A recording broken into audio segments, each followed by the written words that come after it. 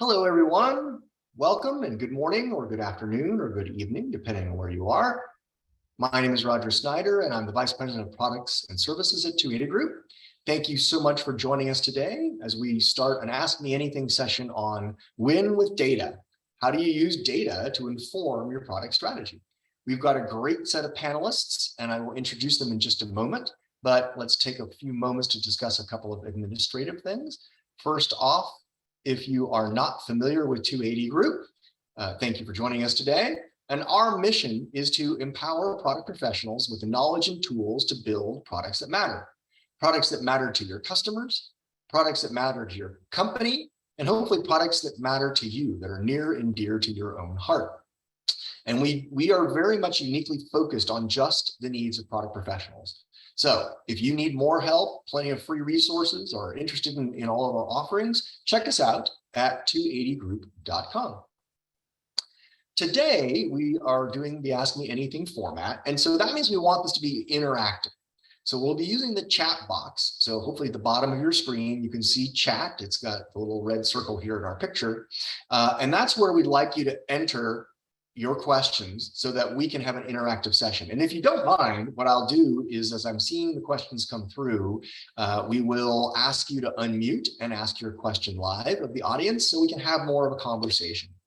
Now, we also received a number of questions ahead of time. In fact, so many questions that we've agreed that we'll probably extend this to a full hour. So if you're able to keep on with us for the full hour, that will give us more time to answer the questions we received in writing, as well as the questions that you're going to bring to us live here in this conversation. So I just want you to be aware of that. We're going to run for the full hour and try to answer as many questions as we can. We completely understand, though, if you have to drop off, feel free. But we want to make this an interactive conversation. So please enter your questions in the chat box. And what I will do is introduce the panelists, and then we'll jump right into answering a few of the questions we received online, and then I'll start answering questions from the audience. All right, so let's introduce the panel. I'm so excited to have you all here today. And Marilyn, I'll start with Marilyn McDonald. She is the Senior Vice President of Customer Interoperability at Mastercard. Marilyn, tell us a little bit about yourself. Thank you, Roger. Quite the mouthful, and you managed it really admirably. So as Roger said, my name is Marilyn McDonald. I lead the customer interoperability team at Mastercard, and that really is those are the teams that make up the single front door for humans for Mastercard customers, whether that's B2B or B2C. We build the websites and the products that people use to establish their relationship with Mastercard and then manage and grow their business with Mastercard. I've been in the product management game since 2008-ish, and really made the shift hard into product management in 2010 with my role at Amazon. I am a huge fan of building experiences for people that solve problems, whether they're known or unknown problems. And I also this data subject is just near and dear to my heart. And so I'm going to try not to get too excited on the call, but data is my jam. And so I'm really excited about this conversation. Excellent. Well, we want you to get excited because we're hoping to help a lot of people answer some big questions here. Thank you so much for joining us, Marilyn. Deepa Goyal is a product management strategy lead at Postman. Deepa, tell us a little bit about yourself. Welcome. Absolutely. So excited to be here. A little bit about myself. I did actually start my career as a data engineer, and then I went into data science. So I'm very passionate about data. I've worked in data space for close to 10 years before transitioning into product. So data has always been a key focus for me, even as a product manager. I've introduced product analytics methodology in a number of organizations I've been at, because now there is a growing awareness around using data to make product decisions, but I think there has been an evolution of there was a time when people were not really actively thinking about data, and it really has come a long way in the past few years. In terms of product management, I was at a fintech company for a long time called Prosper Marketplace, and I really helped build their data systems. And then as I became really close to the data, I started transitioning into product and building data-informed products. there. And that's kind of how I came into product management. And then I got really excited about all the APIs we were building for a number of customers. And since the last close to 5 years, I've been in API product management. And that's also a very exciting field because I did transition from like consumer products to B2B. And that was an interesting aspect to see how we measure a consumer product or the consumer journey versus how do we apply data to B2B products. Even user research for B2B products looks very different. Building customer empathy for B2B products is different from consumer products. And it's been really interesting to see the contrast in the two, even in terms of the metrics we set for customer success, customer goals. How do we measure those things? So it's been really exciting. The past couple of years, I've been at Twilio and PayPal, and now at Postman, working in the API space, and very excited to talk about data and talk about technical product management and overall how to start your career in product management. Fantastic. Well, it's great that you have experience on both sides, B2B and B2C, because a lot of people struggle when they're trying to, in B2B in particular, I find. So it'll be great to have your perspectives on that issue as well. Thank you for joining us, Deepa. And last but not least, Ryan Cantwell is one of our consultants at 280 Group and also our Data Informed Decisions Workshop instructor. Stick around because we have an offer for you at the end of the AMA. We have a discounted price for the latest workshop and suite that we offer on how to get great at being a data informed product manager. And Ryan is our instructor for that course. So welcome, Ryan. Tell us a little bit about yourself. Sure. Thank you very much, Roger. And I'm glad to be here with all of you today. Myself, I bring with me 17 years of professional experience, primarily in the B2B manufacturing space. So there's a lot of hardware, but I have managed portfolios of hardware, software, and services.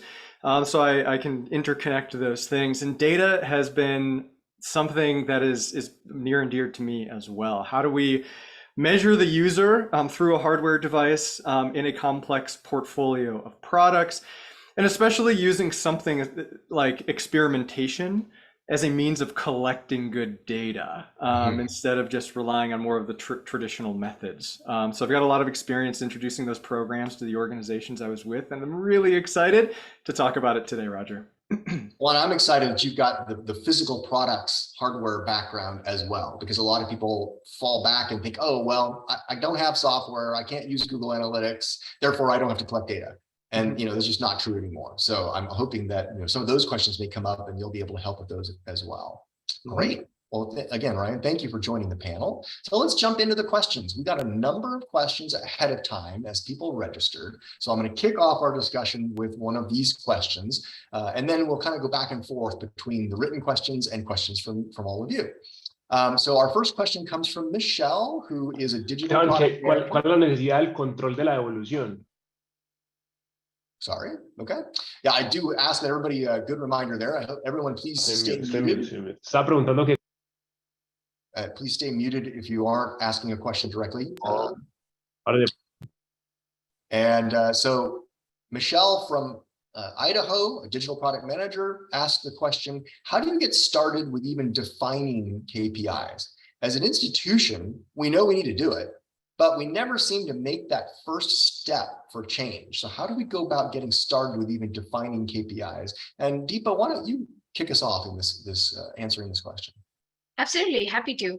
I think, especially at an institutional level, it becomes really challenging to establish that methodology of thinking about KPIs and what KPIs to establish. One methodology I found very useful is to think about KPIs in terms of business goals and customer goals. If you're meeting your customer goals, then if your customer is successful, then your business is going to be successful.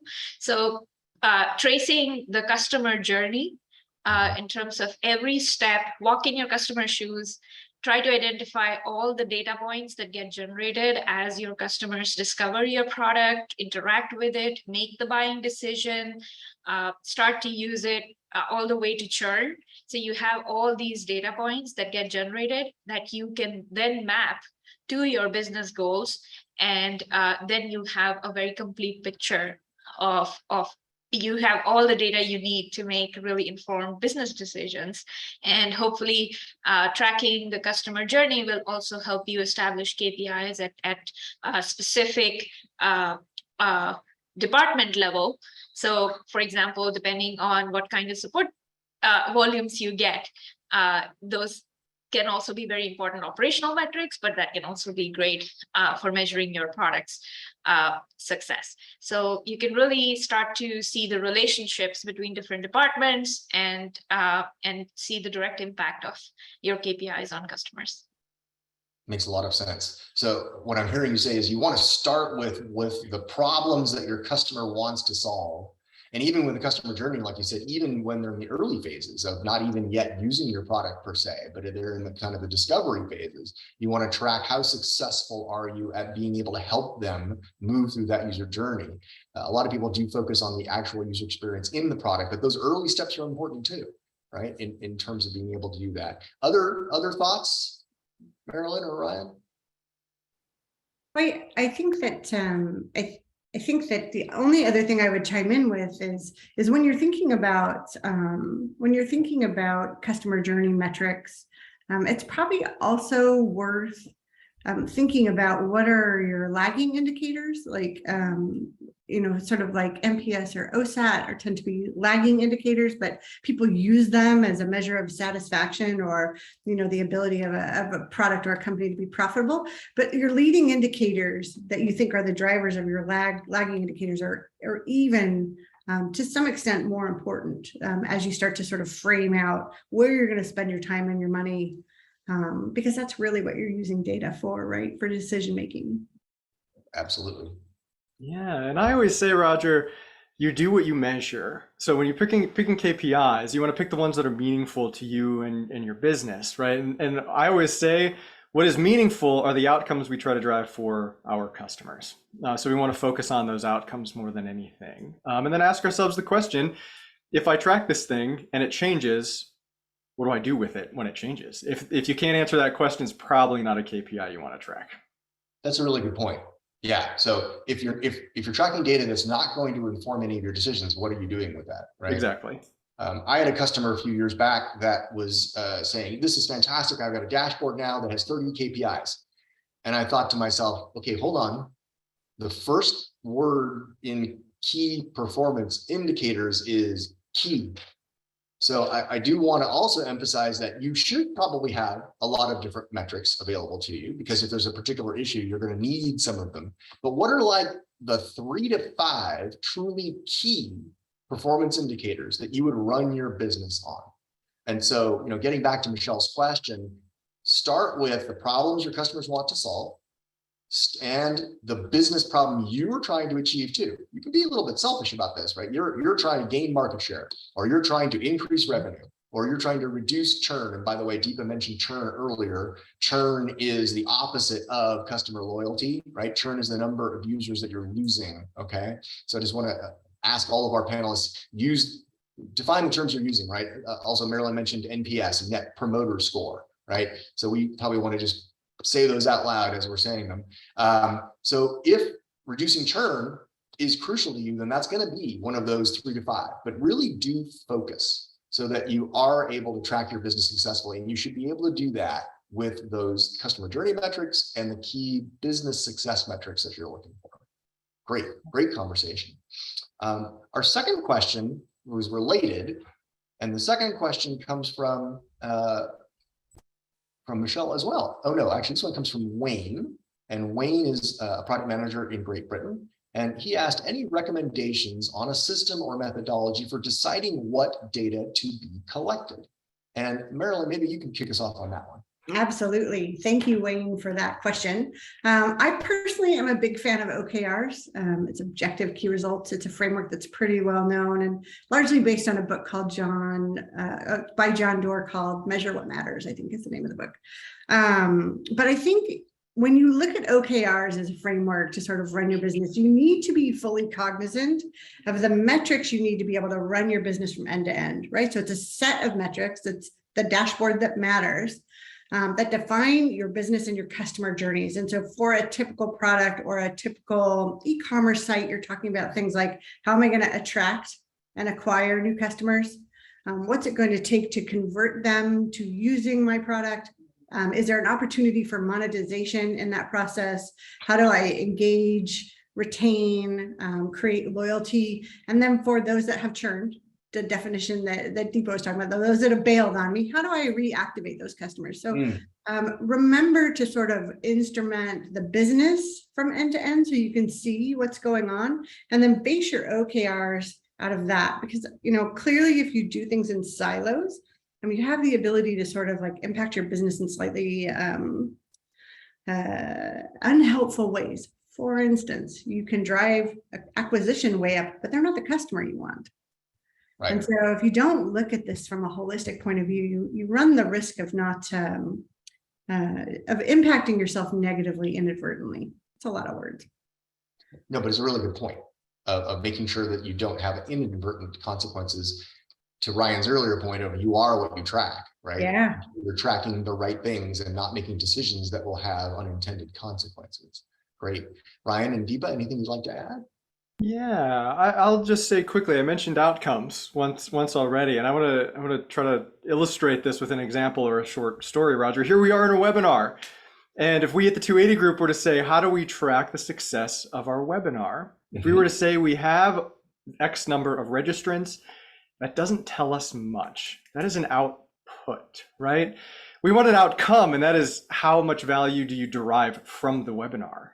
So that's what we're looking for in our customers that we're dealing with. What are the outcomes that we want to see them demonstrate, that we want to move the needle on? And OKRs, Marilyn, are such a great way to do that. I like the concept of using OKRs and then tracking kind of the customer's journey and looking for the right outcomes throughout. So I think that's a good way to do it. I'll just add one more thing. Following up on Marilyn's point about if you focus too much on acquisition, for example, then you're creating blind spots in terms of churn. Who are the customers that you acquired but then you lost really quickly? So every metric needs to be evaluated in terms of, does it create blind spots for your decision making? And don't forget that there is a cost associated with it, because when you focus too much on acquisition, you're increasing and not enough on churn, you're essentially increasing your customer acquisition cost. So allowing yourself to look at the big picture really helps you tie those things together and see that relationship. And if you acquire a customer and you're able to retain them for a long time, then your lifetime value of the customer is going to be substantially higher versus if you're just focused on acquisition. So trying to identify blind spots for any KPIs you establish is very important. No, it's a really good point. Yeah. And measuring the effectiveness of both aspects, acquisition and customer retention, to put it in positive, are really important to be thinking about both of those at the same time. It's a great example. Great. So I want to ask our first live question. So Charles asked a question live. Charles, would you mind unmuting and asking us your question?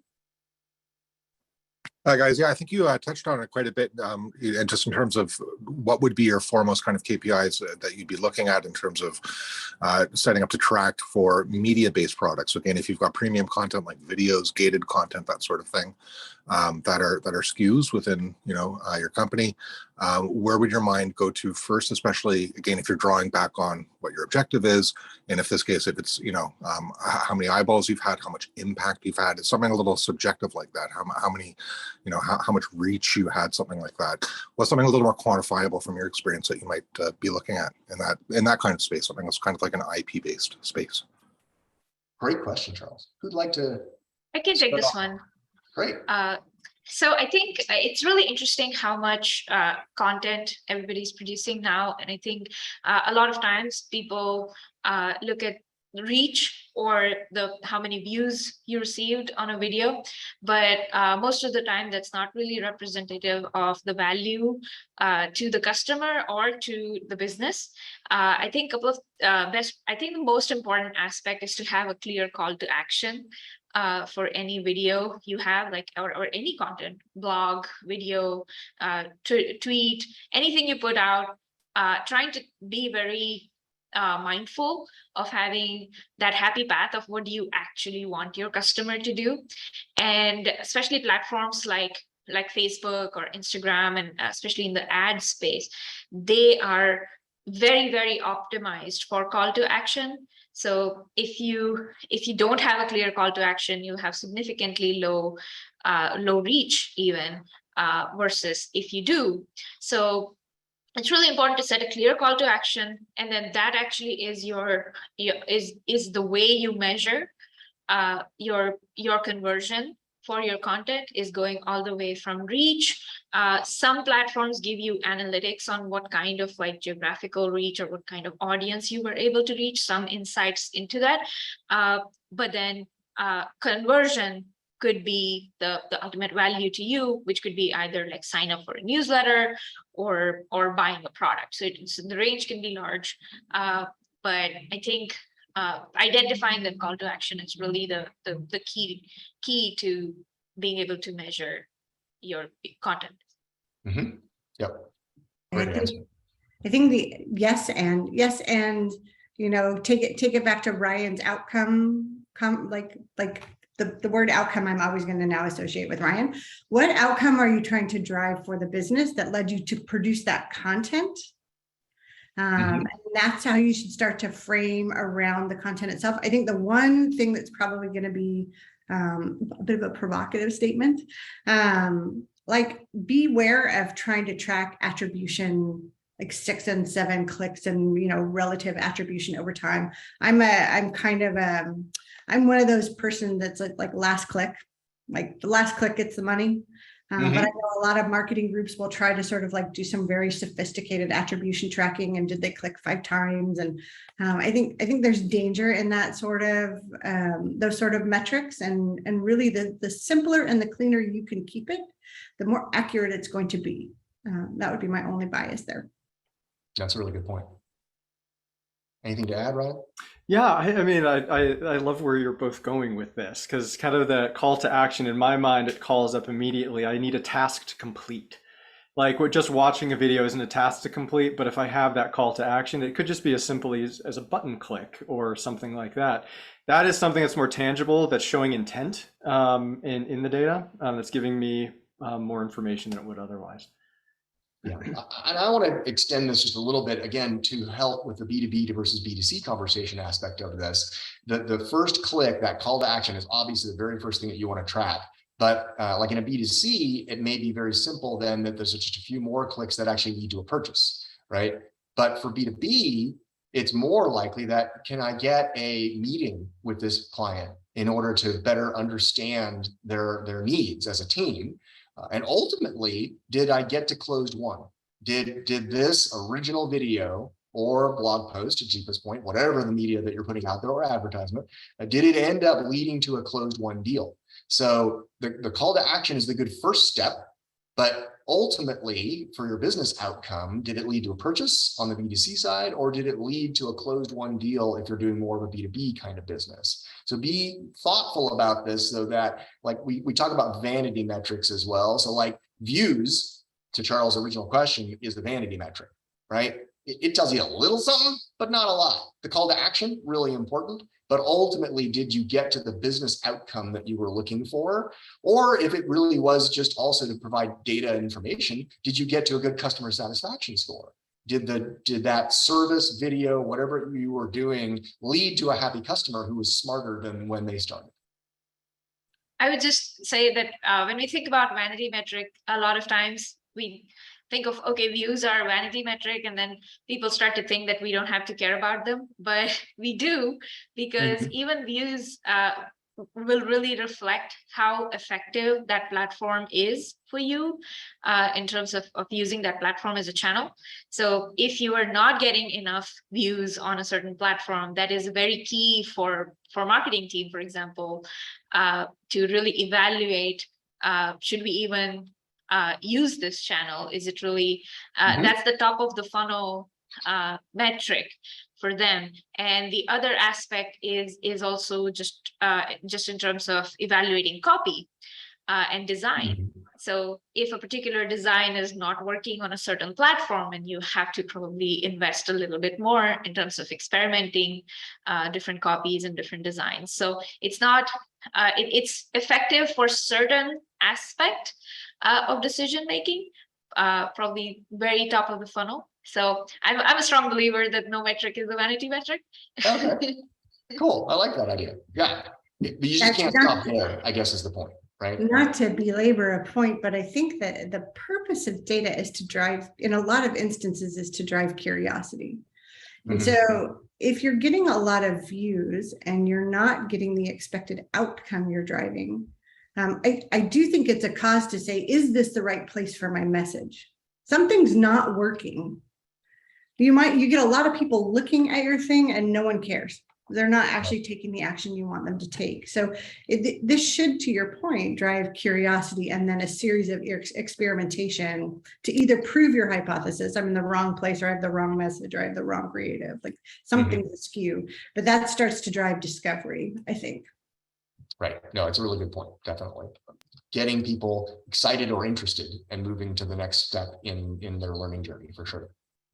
All right. So next question we had was a question from a product manager, also in Great Britain, Bill, who asked, we all know it's extremely difficult to get KPIs right. How do we ensure we're collecting the right data? Who would like to kick us off on that one? I can go. All right. All right. So how do we ensure we're collecting the right data? Marilyn's already said she's associated me with outcomes. I encourage everybody to certainly look at outcomes, and I'm going to talk more about the process of not just, okay, how do I get perfect and select the right KPI, but we have to approach it from an iterative perspective. Like, no, you're going to get it wrong. Like, it doesn't hurt to try. Develop your own hypotheses on what data you want. What uncertainties do you have in your role and in your business? Develop some ways to collect that data and start asking yourself the question, what am I going to do different if I have it? And then tweak it, edit, go, morph it into something that does work for you down the road. Don't be scared to try, is kind of the point I'm making. Great point. Yeah, it's really an interesting question. How do you almost stress test your KPIs to make sure you have the right ones? The framework that I generally use is to evaluate my metrics in a couple of different ways. I think one of the ones we talked about was leading and lagging metrics that Marilyn touched upon earlier. Really, the goal is to have not just single independent siloed metrics, but really having clusters of metrics. So identify what are your leading indicators, what are your lagging indicators. In addition to that, also think about what are your input metrics, what are your output metrics. And that would really help you understand what power you have to drive your customers in your desired direction, to nudge them, and really identify which metrics are related to each other in what way and what their relationship is. Ultimately, you should have counter metrics to every metric so that you can identify your blind spots, because every metric independently says something, but you have to validate that with another metric that can truly paint the whole picture for you. And I think that also really helps in building products in a way that you don't have gameable metrics. So a lot of times, well, intentionally or unintentionally, you might be creating gameable metrics where you want to, for example, I think Zestimate is a great example of like gameable metric where they were trying to increase the time people spend on Zillow, and they created this Zestimate because they are interested in browsing. They want to optimize for how much time people spend browsing on Zillow, but then at one point they were running out of how much property they have listed. So they created Zestimate that will excite sellers to put their property on the market. So a lot of times metrics can be gamed in certain ways, and you should keep an eye out on how every metric has an impact on how your team operates, how the customer perceives it, and what's the ultimate impact to the business. Great, good examples.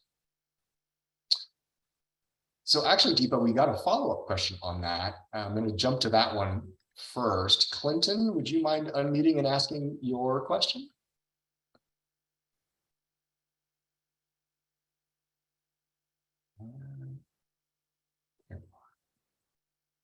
Oh, microphone doesn't work. All right, thank you, Clinton. Then I'll ask a question for you. Can you give a specific example? Give a specific example of how you would validate your metric to flush out blind spots. Yeah, absolutely. So I think looking at metrics from like different levels of like zooming in and zooming out really helps. Like, for example, when we think about acquisition, if we're just optimizing for, I'll give an example of API products, for example. If we just look at how many developers are able to make the first API call, that's great. And you can put a lot of examples out there where people can copy paste and get their first API call. But really the value is you want them to build applications that actually scale. So acquisition is one part, but then recurring invocations is really the way you can validate that first call metric is truly making customers successful in terms of being able to create applications that are using these APIs. So I think looking at that perspective of like, hey, does this really represent customer success? Like, did the customer really be able to, was the customer able to build an application that is useful and add to that dimension? And a lot of times it's a very different story. Mm-hmm. Yeah, and just to add to that, I think I would go back to like, what are the mechanics of your business? So obviously, most businesses are going to be about revenue or usage or customer satisfaction. There is a top line metric, but then understanding the customer funnel and making sure that you are looking at something, right? From acquisition, there's a top line metric for acquisition, conversion, monetization, retention, reactivation, right? So there's a top line metric around the mechanics of your business. And then each of those top line metrics will have supporting metrics, and you need to understand the relationship between your top line metrics. So in that instance, it's acquisition to probably some sort of usage or metric, right? So you need to make sure that you're looking at the metrics that are linking the various parts of your business, because again, acquiring a customer that doesn't transact when your business is based on a transaction revenue model doesn't help you. Or attracting a customer that costs you money because you spend money on your first transaction, or you spend money on the first gift, actually drives down net revenue over time. So watch for those, understand the mechanics of your business, and then create the dependencies between the key areas of your business that help you understand whether you're overall driving your top line metric up or down. It's a bunch of words to sort of explain what I mean, but think of your business as a flywheel, and make sure that you're cross-checking against the different silos. Yeah, great example for sure. Yeah, and from my perspective, Roger, with this, I'm going to kind of go back to something Marilyn touched on earlier too, is understanding the customer's journey is important to contextualize the data you're looking at. And a real world example that I had, we were selling a instrument that detected hazardous atmosphere that was worn on workers. Like they'd go around and they would need to calibrate it. And the organization was measuring calibrations as a means of saying users are using the product. This is great. Until we mapped the journey and found out that they were having to calibrate because they were needing to reset the device. That was how you reset the device, and there were problems. So it was like, whoa, well, like all of a sudden what we thought was fantastic, we went back and we understood the user's journey a lot better and how everything was kind of fitting together in that context changed the way we looked at the information. So that's another way to kind of paint the picture. Yeah, that's a really good point. Yeah, that's a great example. So I want to go back to an earlier question. I had jumped forward because it was related to what we were talking about. But Karen, you had asked a question. You said great ideas on metrics, and then you had another question for us. Would you mind unmuting and asking your question? Certainly. These are great examples. I'm a relatively new product manager, came over from the project management side, but I'm really interested in this relationship between KPIs and wanted to get your recommendation on maybe some specific KPIs in 3 different verticals: the healthcare space, the construction space, and then the IT space. Well, we can spend the rest of the webinar talking about this, but let's see if we can get a couple of quick answers for you to help out. Thank you. Full disclosure, I have not worked in any of those specifically. A lot of my career has been in software development. However, I do have a very good friend of mine who works in the healthcare space.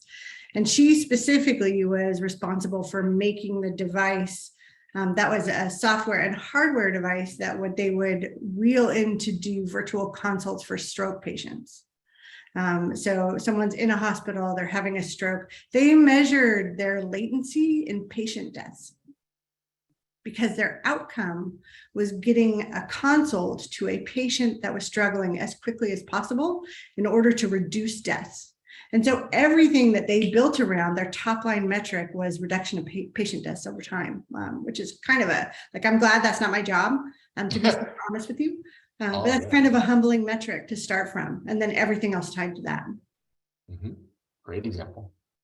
Very interesting. I also haven't worked in healthcare or construction, a little bit in IT maybe, but one of the frameworks that I think about in terms of especially applying metrics to different types of industries and products is really thinking about the customer in terms of, this is a product that a customer needs, then that's a different frame of mind. Like a healthcare, like customer doesn't have a choice, they need it.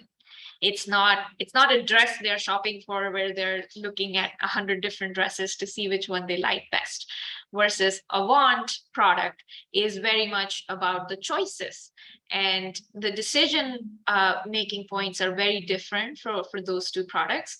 And in healthcare or construction, I think it's also a very need-based product where the decision making would probably be more around very factual elements like pricing, availability, and I think those could be the things that you can lead with in terms of making the value prop to the customer, versus a want-based product could look very different. So I think starting very much from the product positioning, you're having a very different conversation with a need-based product versus a want-based product. And then from there, you can establish the value, because a need has time sensitivity versus a want has more choice and what sparks joy, and identifying those signals. So then you can go from there and identify KPIs in that way.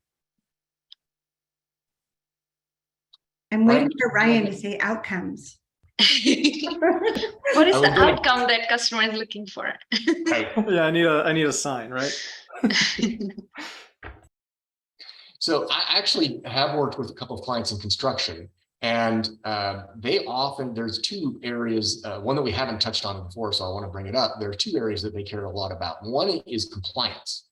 So KPIs in compliance, particularly I live in California. So the example that I'll bring to is, earthquake survivability, right? So there's a number of regulations and healthcare is the same way in terms of there's lots of regulations. So KPIs in compliance are important. So you get to inspections. With construction, there are a number of times, suppose you're building a building or a parking structure. One of my clients was actually in parking structure construction. And so all of those inspection checkpoints are an important moment to make sure that the project can keep going forward. And the thing to measure there is, how compliant were you? Did you get 100%? Did you get 80%? Did you get a failing grade from that inspection? And those inspections will stop a project cold if you are below a certain threshold. And that's going to lead to lower customer satisfaction. That's going to lead to a delay in the schedule. So that was one of their KPIs, was making sure that inspections were always an 80% or higher success rate, because it had so many knock-on effects to the success of the project later on. And to Marilyn's earlier point, it's kind of a leading indicator, because you get that right away of like, okay, I got that inspection passed at 75%. Okay, they let me continue, but over here I had to make some changes, right? And so they really focused on, can we get above 80% on inspection outcomes? So I think that was very, very valuable, hopefully helpful for you, Karen, there. And then in construction in general, Ryan might buzz me and say that's an output, but honestly, time to completion is an outcome, because it leads to satisfaction. Yeah, and so many other things. Roger, I couldn't agree with you more. Having served the construction industry, I was directly responsible for a permit to work product. Like, imagine a welder going into a confined space and they had to write the permit. We were literally dealing in people's lives. If they didn't do take all the steps of that process, as Roger's saying, it could be bad. So whether it was time or even record keeping, if there was an exposure or something, like, there were lots of efficiencies we could create across the board by taking on the project that we did. Thank you all. Oh, you're welcome. Excellent. Okay, let's see here. So then we've got a question from Nadine. Nadine, would you unmute and ask your question, please? If I can find you on my panel. Here we are.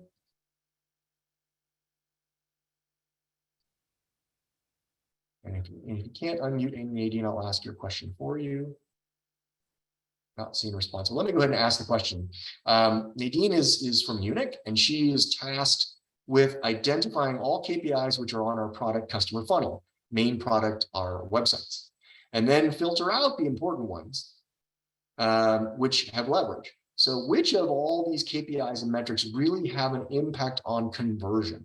So one of our business models is the subscription models. We're talking about websites, a subscription model. So what are the KPIs or metrics that can really help measure the impact on conversion? I hope Nadine. I love this one, because I bet. have spent time in this problem space. And I would say, Nadine, anyone that tells you they know the definitive answer and they have a framework that you can immediately plug in and all the magic will happen is lying to you. What you need to do is really embrace, I would say, an OKR model. What are the outcomes in the conversion funnel that you're trying to influence? And then how do you unlock your ability to learn as quickly as possible within those work streams? So your thesis might be like, hey, find is hard. Customers aren't finding what they want, so they're unable to subscribe straight away. Maybe the payment flow is difficult. You have probably some base hypothesis based on your data, your journey data. So actually, let me take a step back. You need data. So you need to start with understanding that funnel as well as possible. You're probably going to see some things in the data that make you go, I bet you that's longer than it should be. And I can reduce the time for that, which might improve conversion. You're going to want to take all of those observations, turn them into hypotheses, and test them as quickly as you can. So speed of learning now becomes very, very key. So embracing the uncertainty in lifting conversion is the best and fastest way to impact conversion. That, like, lived experience of only a couple of experiences, but I will tell you, like, that's embrace ambiguity and lean all the way into it. So be looking for places where you have a hypothesis, a guess to start with. Where is this process breaking down, slowing down, or where are we losing people out of the journey, right? Yeah. And then dig in there. I like that. Absolutely. Great. Ryan or Deepa, anything to add? I think this is great. Definitely establish your your customer funnel and identify conversion through each step, because that way you can really identify where the most loss happens. But I'd also recommend complementing the data that you get with some qualitative feedback. Maybe try to conduct some user research, more like user interviews, run some surveys. I think those are also great methodologies to get some insights into the customer psyche, and trying to add to your understanding of how customers are making decisions, especially in something like subscriptions, because there could be a lot of nuance to how customers are evaluating your offering. Right. No, that's a really good point, actually. And I'm glad you brought that up, Deepa, because we've been so focused on the usage metrics. There's whole other categories of metrics to be considering. And like those that are more qualitative or that allow you to ask questions directly of the user base is really important as well. Yeah, just one final thought on this topic, Nadine. I would encourage you to look for the ideal behaviors of a sticky customer. Like profile them. Say they exhibit these behaviors, they do these things, and then measure against those behaviors. So then you know if they behave this way, they're likely to convert in these particular tasks. So that's an easy kind of way to lead yourself. Mm-hmm. No, it's a really good point. In fact, Clinton made a comment. Thank you for acknowledging the actual customer interactions is data also, right? And needs to be included, not just the analytics, and absolutely true. And especially true when we're talking more about physical products, right? So that's very important to be getting out of your chair, out of the office and spending time directly with customers. In B2B, it's a little bit easier, but in B2C, it can be done at scale as well. Absolutely. And there are tools for it, like user interviews. There's a number of tools now available to enable product managers to do those kinds of activities. Ultimately, think about qualitative data and quantitative data. They're both data, and you should try to use both. Try to stress test each other against each other to be able to draw the big picture. And so Clinton asked a follow-up question: what are some examples of tools for user interviews? So if you know of some of those, please chime in. I can recommend Pendo is one of them, and there's another one that it starts with an A, and it's escaping me at the moment. Maybe one of you guys remember it, but it actually allows you to just every once in a while pop in a single or two questions in the user flow. So in the user flow, you can get interactive or qualitative questions in front of your customers. And because it's part of that user experience, it allows you to gather the data very quickly. So, I mean, we've even used Qualtrics, right? Like to your example, like if you're, and I do think the note about qualitative and quantitative are very important. Again, I have some very specific biases. My bias is always, you have to start with quantitative first, because that's observable activity. And then you can go ask questions of the humans that are performing that activity to understand why, right? So I always tend to force my teams to do qualitative first and then quantitative, quantitative first and then qualitative later. But in those user flows, really easy just to pop a one question survey.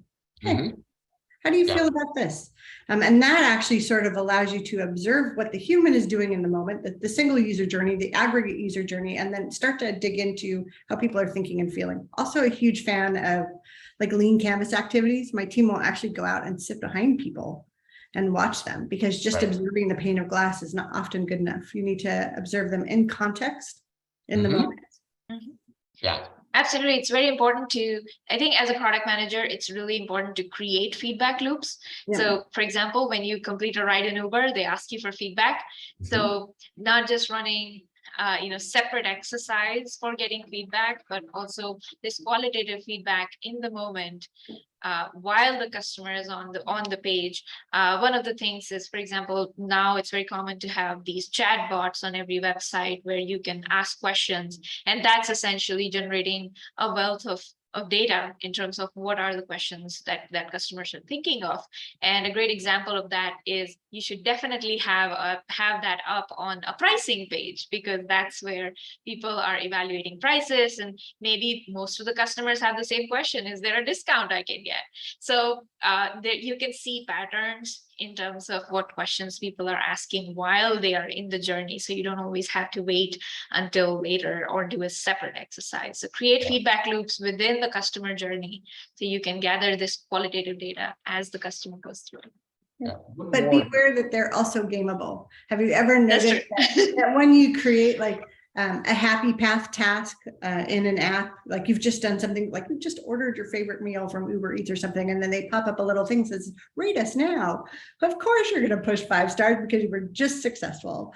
So just, we all want to look great in our metrics. And I think that the goal is just be aware of human bias when you create your feedback mechanisms. It's a really good point. Yes. The last thing I want to add too is consider forming a user group.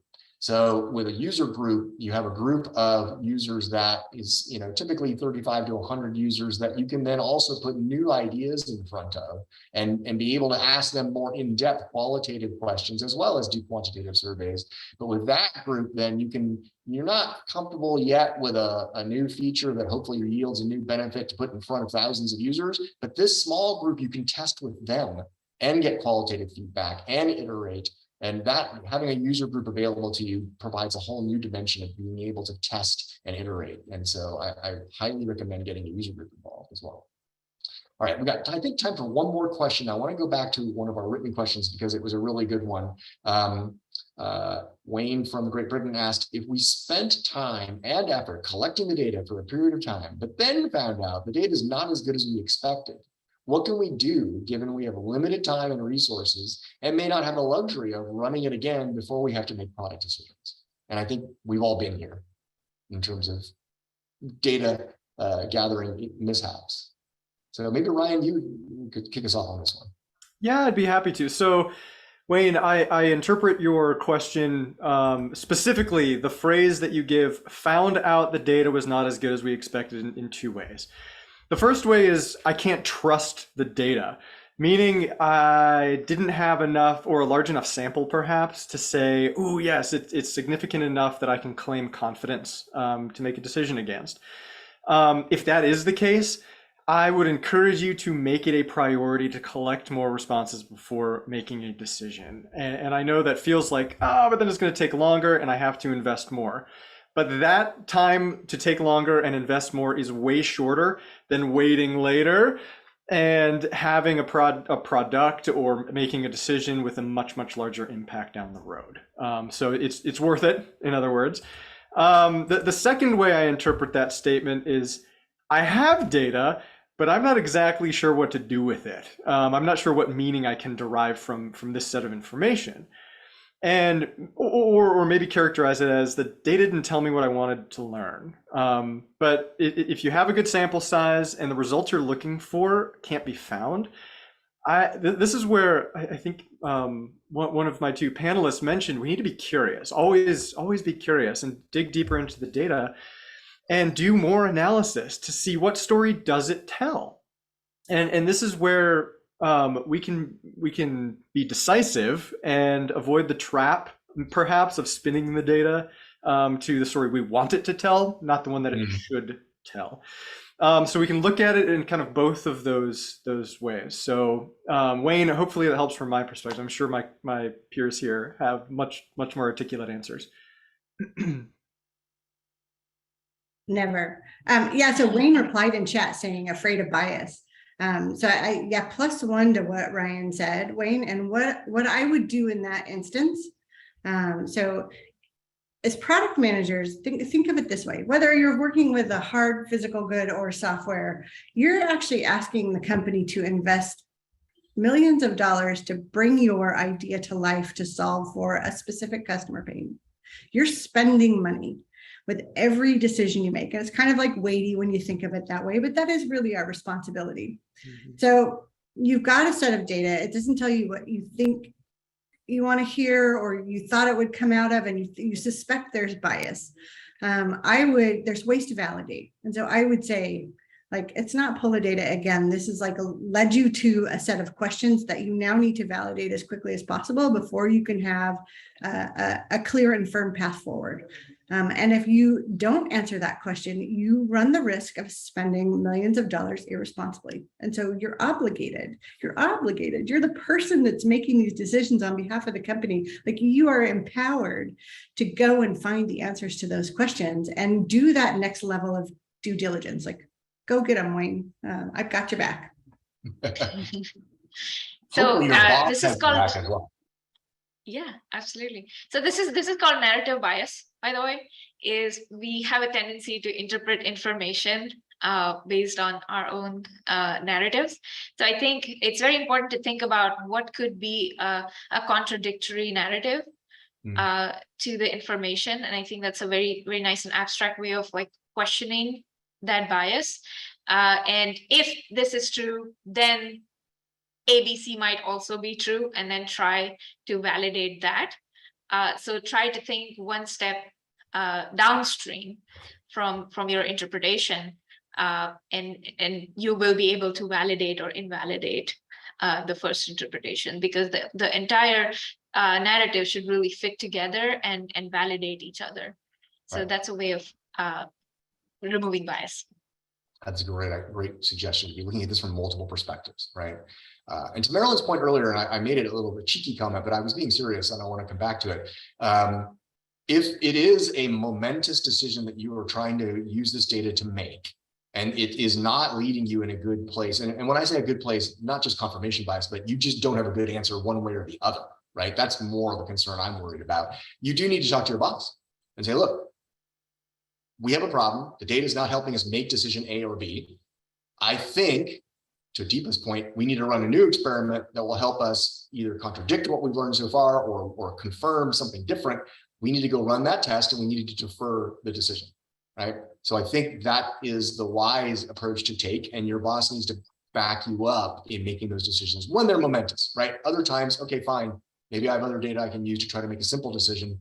But for big decisions, you definitely want to get more data so that you can then make a really well data informed decision. Absolutely. I think the conversation of like increase the transparency, call out the risks.